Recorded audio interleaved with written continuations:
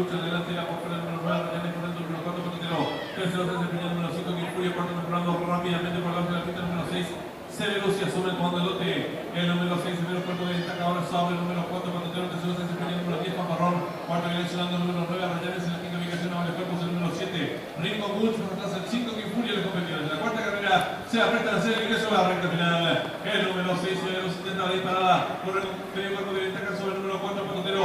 Tercero se desempeña el participante del número 5, Quinfuria. Defendiendo los